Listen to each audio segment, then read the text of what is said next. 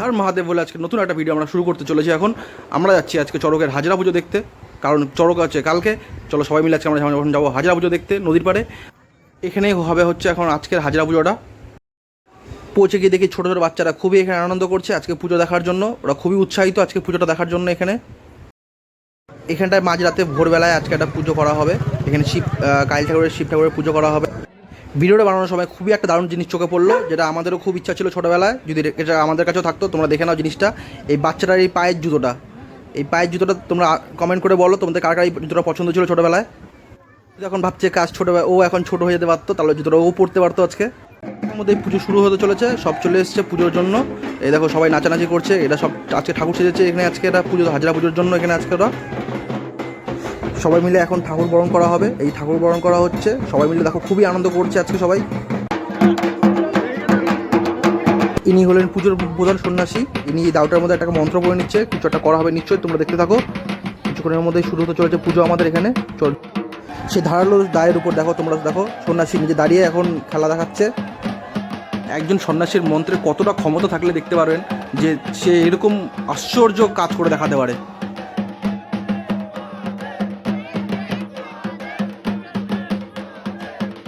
তারপর একে একে আর যারা সন্ন্যাসী ছিল তারাও একে একে সেই দাওয়াইয়ের উপর উঠে ঠাকুরকে প্রণাম করে নিচ্ছিল। এরপর ঘটে যায় আরও এক আশ্চর্য ঘটনা। সেই সন্ন্যাসীর এক শিষ্যকে সন্ন্যাসী সেই দায়ের উপর উঠিয়ে দিয়ে একদম ঘুরাচ্ছে দেখুন।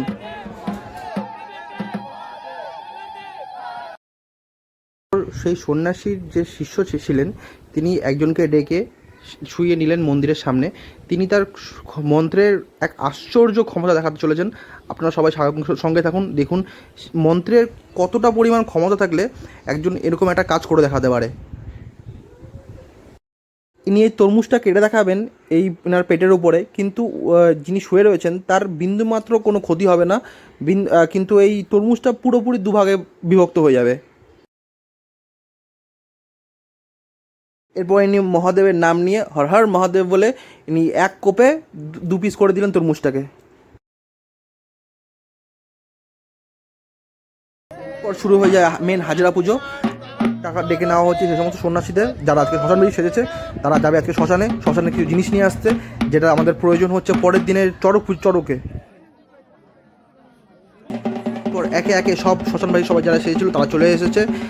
তাদের নিয়ে এখন পুজো শুরু হতে চলেছে, হাজরা পুজো।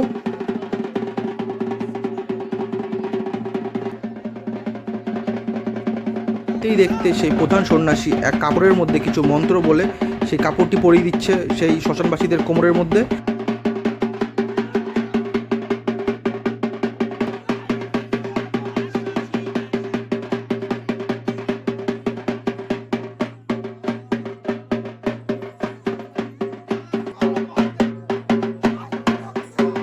একে একে সেই প্রধান সন্ন্যাসী সকল শ্মশানবাসীর কোমরের মধ্যে সেই মন্ত্রপুত কাপড়টি পরিয়ে দিচ্ছে।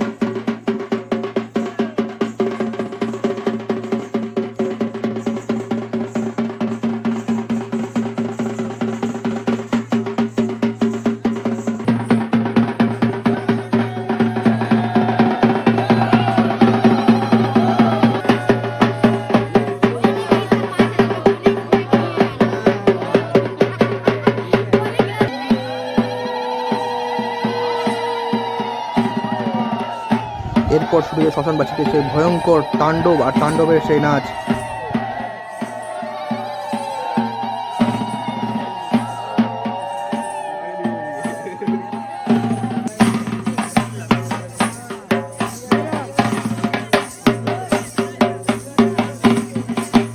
কিছুক্ষণ নাচানাচি পরেই সকল শ্মশানবাসী চলে যায় শ্মশানের উদ্দেশ্যে। তারা শ্মশান চলে যাচ্ছে এখন শ্মশান থেকে কিছু নিয়ে আসার জন্য, যেটা পরের দিন আমাদের চড়কের পুজোতে দরকার হয়।